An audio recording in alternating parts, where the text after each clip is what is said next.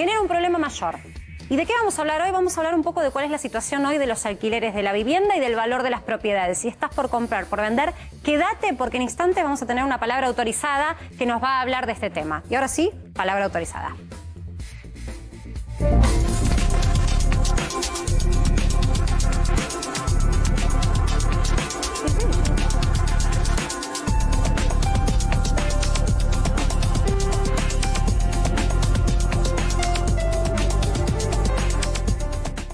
Bueno, les decía, es momento de comprar o vender. En un ratito va a estar Armando Pepe, que él nos va, por supuesto, gurú del mercado inmobiliario, a responder esta pregunta. Pero yo sí te quiero mostrar datos que seguro que si estás buscando para alquilar o estás alquilando, ya los sabés estos datos, que tienen que ver con la situación actual de los valores y de las propiedades en la ciudad de Buenos Aires. Estos datos son datos actuales. Y yo quiero mostrarte cómo incidió la ley de alquileres, que en realidad se inventó y fue una idea para poder tratar de que esto que ves en pantalla sea más accesible para vos que tenés que alquilar. Una ley de alquileres que venía a recomponer el déficit habitacional en la Argentina. Esta problemática de que el argentino siempre se encuentra en la imposibilidad de comprar y por lo tanto tiene que perpetuarse a veces décadas adentro de un alquiler. Venían a traer una solución y fíjate lo que pasó con los alquileres. Subió todo.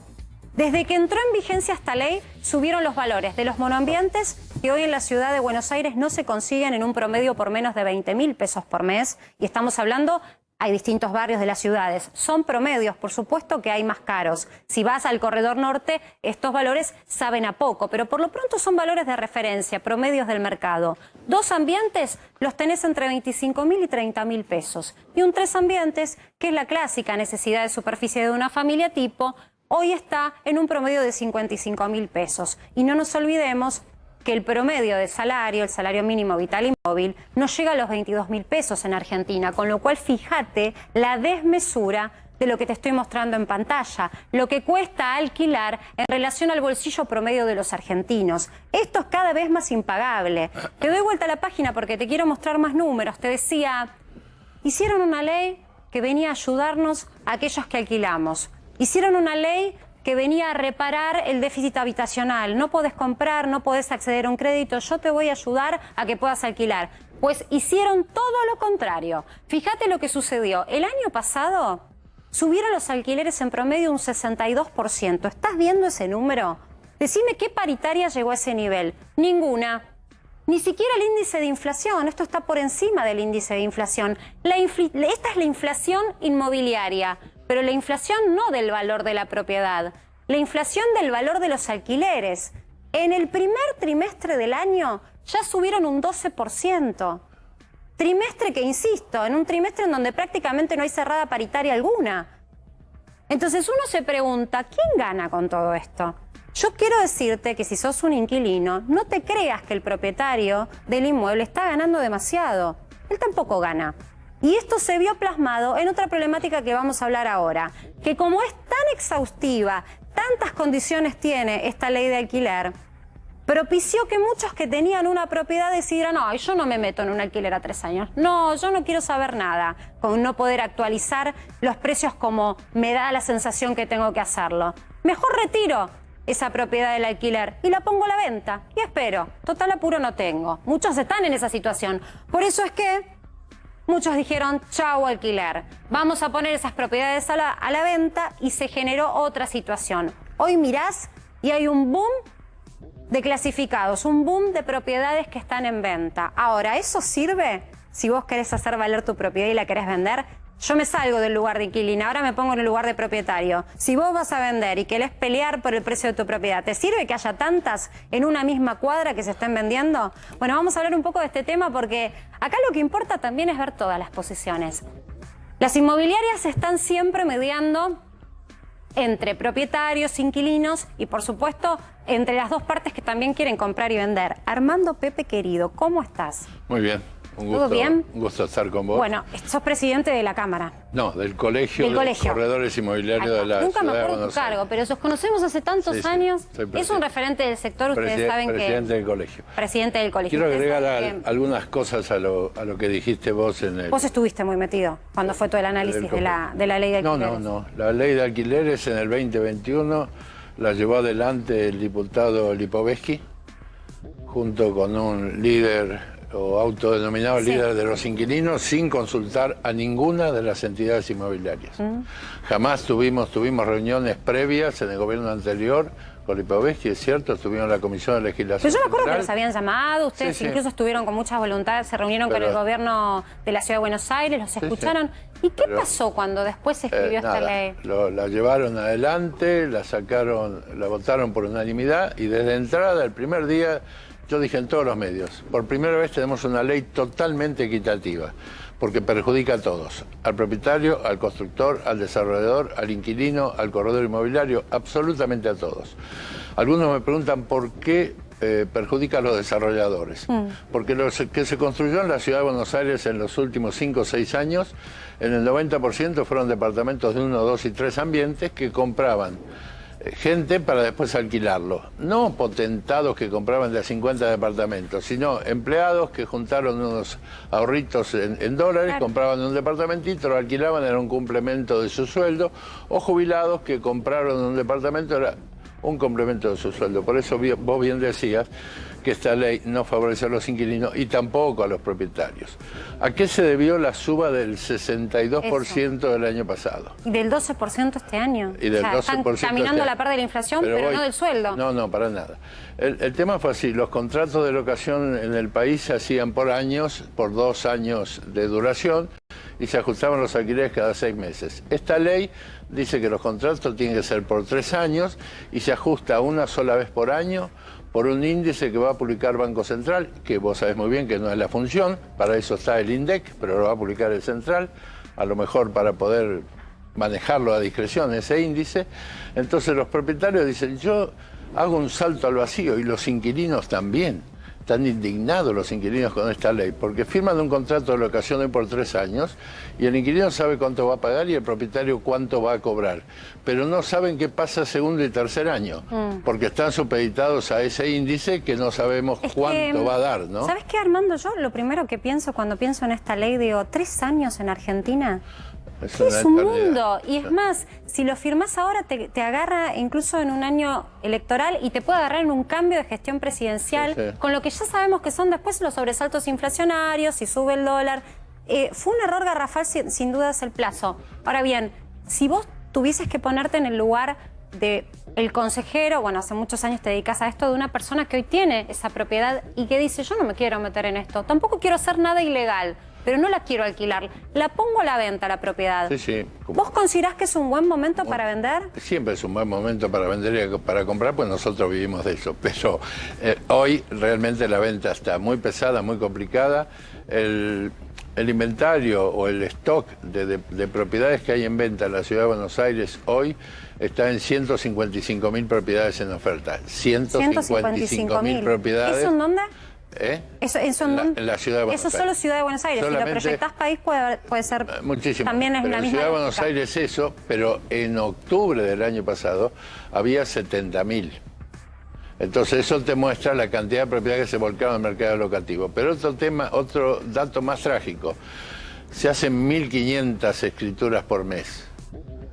Entonces, menos del 1% de esas 150.000 que están a la venta. Todo el año pasado, la cantidad de escrituras realizadas, y este no es un informe de nuestro colegio, sino del Colegio de Escribanos. Escrituras realizadas, se hicieron 15.800 escrituras en todo el año. Más o menos 1.300 por mes. Y tenemos en cuenta que hay 2.500 escribanos y que somos casi 8.000 corredores.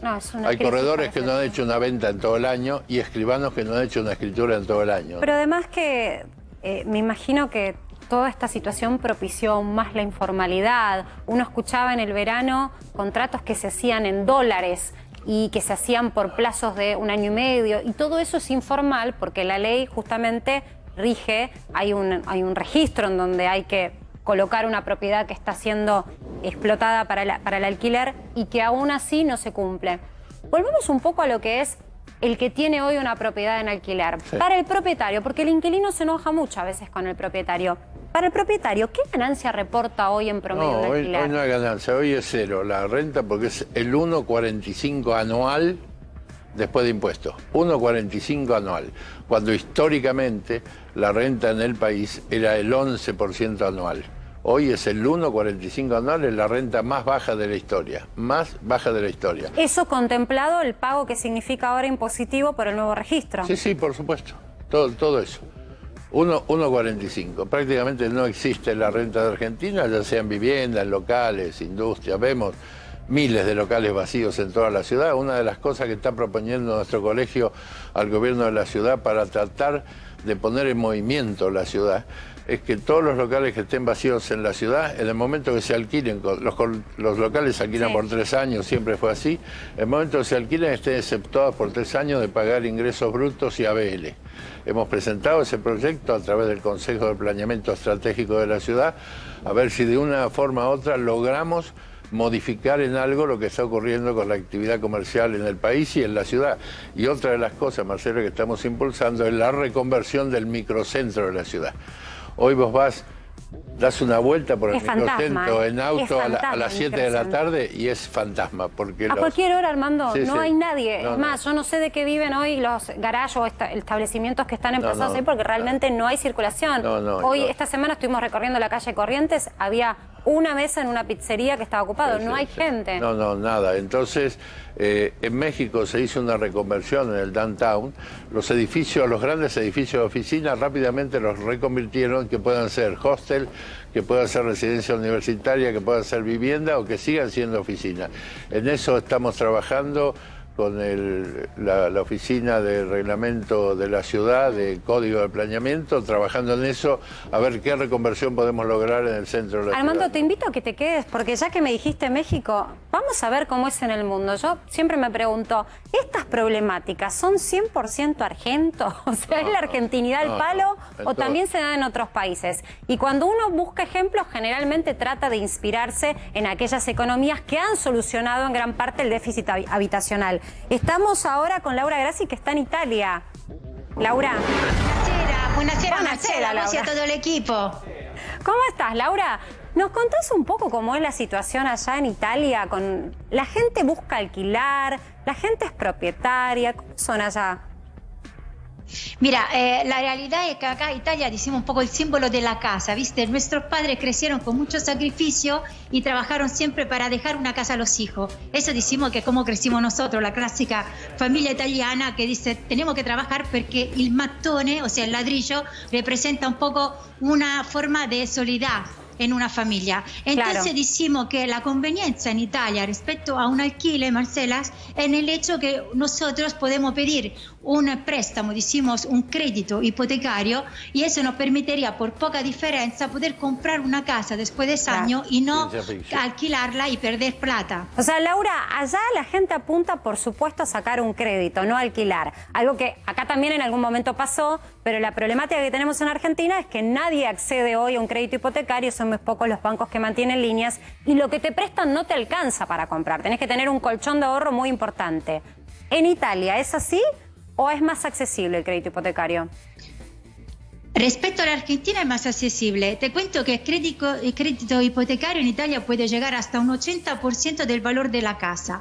Ahora, los requisitos son un contrato a tiempo indeterminado de trabajo y por lo menos de 1 año. Y una cosa importante es que ponle que no llega o puede tener un contrato a tiempo determinado, puede tener un garante. Un garante puede ser tu padre, un amigo, una sociedad, con un valor inmobiliario o una hipoteca que vos puedes garantizar esta tercera persona que ponle que vos no llega a pagar ese crédito, entonces hace esa garantía. Claro, entonces, porque se transforma en un codeudor también, con lo cual el ingreso de ese otro también le suma a esa persona para poder tener un préstamo más importante. Es interesante esto que planteás. Ahora, el 80% del valor de la propiedad le prestan al italiano que quiere ir y acceder a un crédito. Sí, exactamente así, Marcela. ¿Y qué tasas de interés manejan allá en promedio, no? ¿Qué dice? Perdona, Marcela. Te preguntaba, ¿qué tasas de interés en promedio se manejan para estos créditos que prácticamente te dan el 80% del valor de la propiedad? el costo del crédito. Mira, la tasa, sí, les impuesto es de 2% anual. Hablamos de un 2 a un 4%. Luego, si es primer casa, obviamente un 2 con mucha ventaja, porque los impuestos lo va a pagar como un 4%, el impuesto de registro, mientras una segunda casa llega a un 10%. Pero el tasso, decimos, el impuesto fijo para pedir un crédito hipotecario viaja de 2 a un 4% máximo en un año. Dame un punto acá porque me está mirando Armando. Armando, ¿esto pasó alguna vez en Argentina? ¿Tuvimos un acceso al 80% del valor de una propiedad en un crédito con tasas del 2%, como nos cuenta Laura, que existe en Italia? Yo escucho lo que cuenta Laura y hoy para nosotros es ciencia ficción eso. Acá hubo en una época, en la época del 1 a 1 había un banco que ya no existe más en la Argentina, que era la Banca del Laboro, que daba el 100% de la propiedad en crédito. Fue el único banco, duró muy poco dando eso, no por eso se fue de Argentina, pero duró muy poco dándolo. No, pero escuchar tasas de un 2%, aunque fuera un 4%, aunque fuera un 6%, sería ciencia ficción. ¿En qué promedio están las tasas hoy, Armando? ¿Están en...? No, primero hoy 13% sí existe, ¿no? Primero no hay créditos hipotecarios. Más UVA. No hay. Y los créditos personales que pueden dar para complementar una vivienda están entre un 35 y un 40%. Wow. Bueno, de tasa. Es un panorama desolador. Claro, de acá nos vamos de Roma y vamos con el avión y vamos a aterrizar en Estados Unidos porque allí está el gran Adrián Sack que nos va a contar cómo es la realidad de la primera economía del mundo, en donde justamente ya sabemos, tuvieron mucha historia con los créditos. Ya sabemos la crisis subprime, le prestaban a cualquiera. Ahora, ¿cómo está el sistema crediticio allá, Adri? Bueno, mirá, te traje acá donde estamos, Marcela, ¿cómo estás? Porque tenemos una casa en venta, acá está el cartel, es el único cartel que encontré después de recorrer media hora a los alrededores de mi casa. Esto te habla de algo, hay una demanda increíble que fue creciendo durante la pandemia y que ya nos deja al borde de otra burbuja inmobiliaria. Los precios han subido en lo que va de la pandemia un 18% en promedio, los precios de las propiedades, ¿no? Pero bueno, el crédito sigue a la orden del día. No es muy diferente, aunque sea distinto el sistema, a lo que contó Laura, lo que muy bien contó Laura en Italia. Aquí lo que tenés que poner por regla general es tener un 20% de down payment, o sea, de pago adelantado por el precio de la propiedad, y te financian el 80% restante. Adri, o sea, el 20%... Esto me interesa, viste que yo soy una obsesiva de los números, me interesa estos que estás contando. Estamos en dos países distintos, en Italia y en Estados Unidos, y las condiciones son las mismas. Cuando vas a acceder a un crédito, te prestan el 80%, es decir, vos tenés que tener el 20% del valor de la propiedad. Te diría que en Argentina hoy, si lográs acceder a un crédito, la proporción es inversa. Tenés que tener el 80% y con suerte te prestan el 20%. Es verdad. Sí. Desde luego, es un panorama que no tiene nada que ver. Lo mismo quería comentarles acerca de los alquileres. Aquí en los Estados Unidos, el 65% de la gente es propietaria. Los que viven en propiedades alquiladas son un 35%.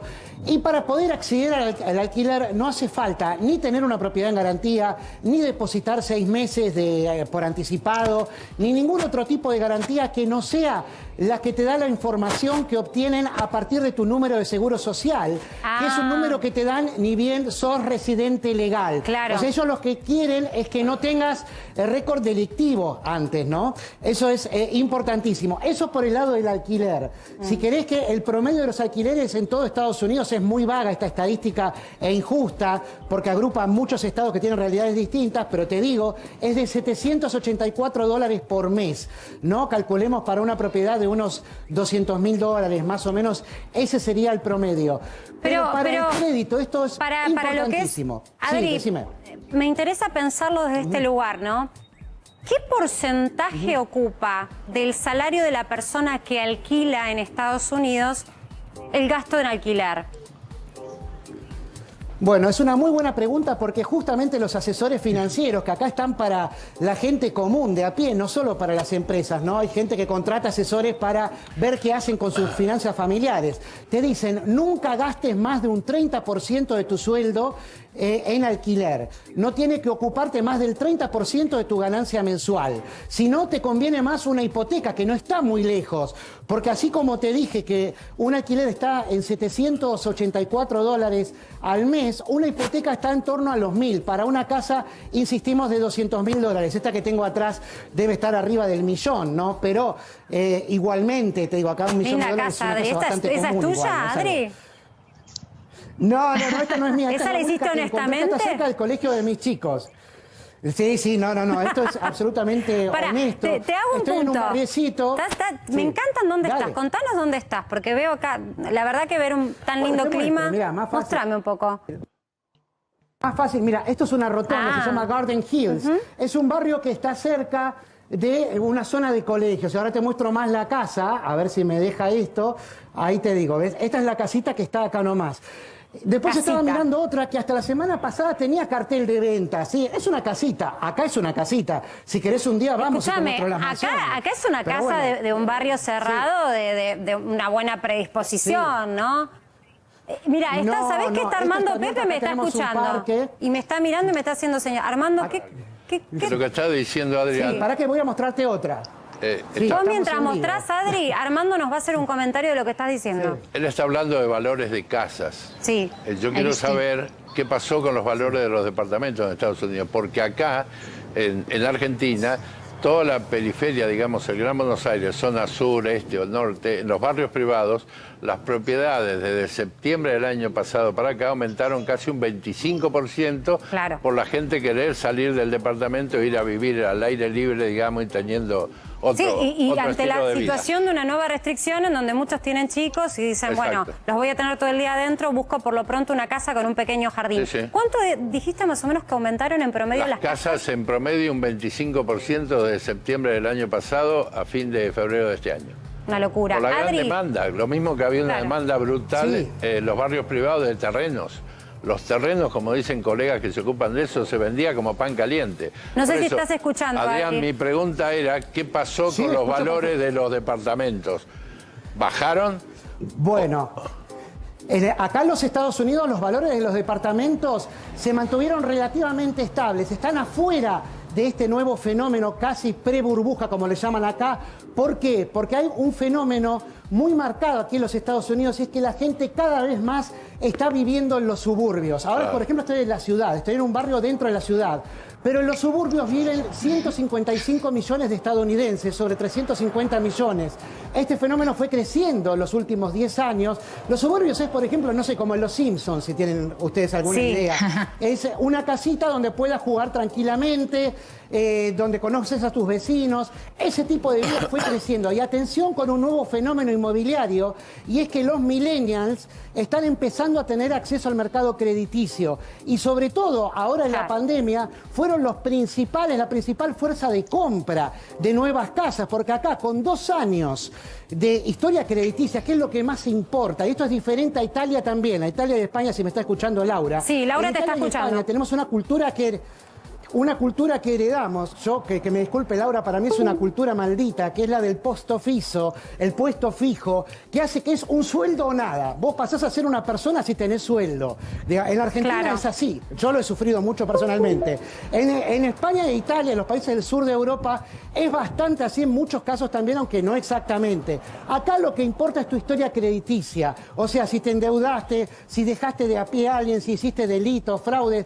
Si vos durante 2 años tenés una historia crediticia bastante limpia, así tengas 22 años, no importa, te pueden dar un crédito aquí en Georgia de hasta $580.000, ¿no? Perdón, $548.000 es el límite para un crédito común. Y te podés comprar bastantes cosas, te digo. Esta casa que está atrás mío, por ahí no en esta ubicación, pero es una casa que puede tener ese valor, tranquilamente. Y acá los millennials, ¿qué buscan? Buscan casas grandes, porque están viendo y le están avisando a los trabajos que no van a volver a las oficinas. Muchas empresas están vendiendo sus oficinas después de la pandemia, porque todos se acostumbraron a vivir en sus casas. Claro. A hacer Adri, vida familiar, a no tener que pagar una niñera, por ejemplo. Le quiero sumar a Laura en esto, porque además Armando lo estaba comentando antes, ¿no? La verdad que el COVID, quería comentar. COVID modificó para todos. Lau, lo que te quiero preguntar es qué está pasando allá con la oferta de lo que es alquiler de oficinas y locales. Acá está todo vacío, lo contaba recién Armando, está difícil. ¿Cómo está allá, Laura, en Italia? Mira, te cuento enseguida, Marcela, sobre lo que estaba diciendo Adrián. Sí, lo entiendo, pero eso, decimos que el hecho de pedir mucha garantía ha hecho también que no tuvimos un crash económico en Italia comparado a lo que pasó en América. Claro. O sea, pedimos garantía, pero eso nos permitió al día de hoy de no tener ese impacto tan económico. Y sobre el alquiler, por ejemplo, una cosa importante que yo me di cuenta que estando en Ciudad Jardín tuvo la ocasión de ver la renta, cuánto se paga un alquiler, sobre todo la dispensa en Argentina son muy caras y van cambiando. En Italia vos puedes llegar a hacer un contrato de 3 años, Marcela, por el mismo precio y tiene una incidencia mínima anual que es un 50% de la inflación. La inflación anual en Italia, nosotros estamos hablando de un 0.8 anual. O sea, puedes imaginarte. Me va a dar un patatús, Lau. Muchísima. Sí, es el paraíso en ese sentido. Imagínate que a Argentina le tenés que agregar unos cuantos ceros. Bueno, muchas gracias. Los despido, pero mañana los comprometo porque vamos a seguir hablando de cómo es vivir en el mundo, en otros mundos, con otras realidades. Pero volviendo a la realidad argentina... Gracias, Lau. Bueno, gracias, Adrián. Volviendo a la realidad argentina, nosotros queremos decirte que si vos estás alquilando o estás con una propiedad que estás en alquiler, tenés que tener en cuenta algo. La letra chica.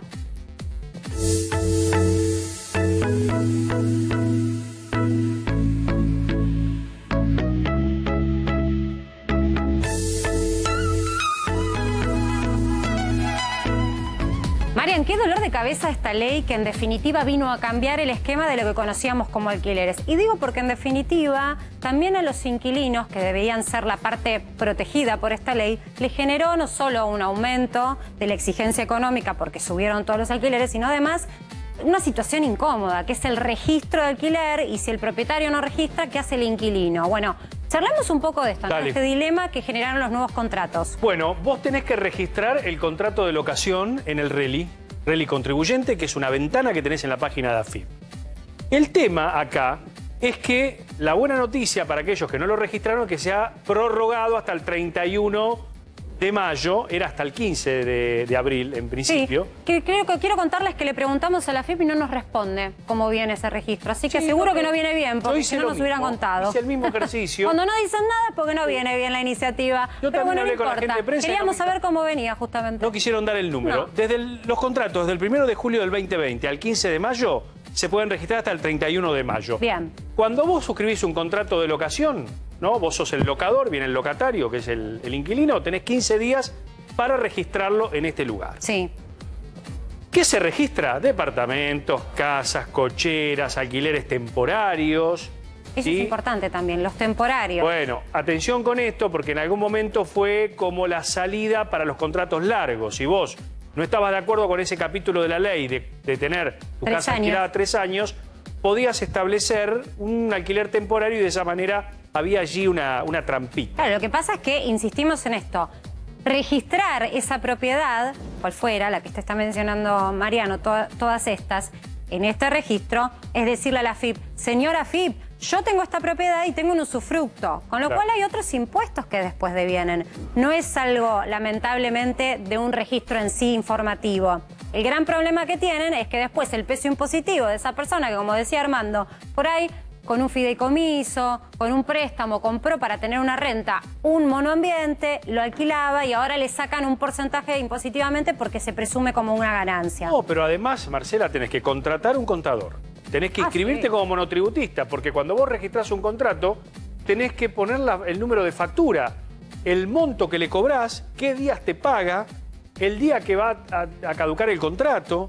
Es decir, vos tenés que blanquear esa operación que antes, para una persona jubilada que laburó toda su vida y se compró un departamento y lo tiene para complementar la jubilación mínima, es realmente muy engorroso y se genera un gasto. Yo tengo mis dudas en torno a cuánto se va a blanquear en la República Argentina de contratos de alquiler. Porque ahora, en definitiva es un pacto entre dos personas. Vamos a hacer un punto acá porque, bueno, es el doctor Yese, es abogado y sabe y nos puede responder. ¿Qué pasa si no lo registro? Bueno, acá vamos a las sanciones. La AFIP ha dispuesto para aquellos que no registran el contrato y son detectados una multa de entre 5.000 y 10.000 pesos. A vos te notifican, te presentás en AFIP o a través de la página de internet y podés pagar la multa como cualquier multa y se termina la historia. Pero ¿qué pasa? Si no cumplís, ¿no? Y tenés realmente una conducta realmente no políticamente correcta con el fisco, te pueden aplicar el artículo 39 de la ley 11.683, que es la ley de procedimiento fiscal, y que prevé una multa de 45.000 pesos. Atención, y ojo, porque podés enfrentar un proceso mayor. ¿Cómo se explica? Te lo voy a decir en 2 palabras, para que lo entiendan. Vos contestás a la AFIP, ¿no? Contestás a la AFIP te puede iniciar un sumario, tenés que empezar una vía recursiva con recurso de reconsideración, recurso geriátrico, tenés la instancia del Tribunal Fiscal de la Nación, pero digo, enfrentás un proceso con el fisco que puede llegar hasta la justicia directamente, es la etapa administrativa esto que les estoy relatando. Claro, pero además un punto también, ¿no? Porque siempre el que tiene una propiedad trata de buscar el mejor inquilino, por eso las garantías y demás. Pero ¿qué pasa si después el inquilino no cumple? Si vos no tenés registrada la propiedad y tu inquilino incumplió en pagarte o en tener que abandonar la propiedad como en fecha y en término estableciste por contrato, pero ese contrato no está registrado porque no está registrada la propiedad. Yo como propietario, me pasa esto, ¿qué hago? ¿Tengo posibilidad de recurrir a la justicia? Porque estaría blanqueando en el mismo momento en el que estoy denunciando a mi inquilino que nunca registré esa propiedad. Bueno, ahí tenés un doble problema, por eso nosotros en Letra Chica lo hemos llamado doble problema aquí en la placa informativa.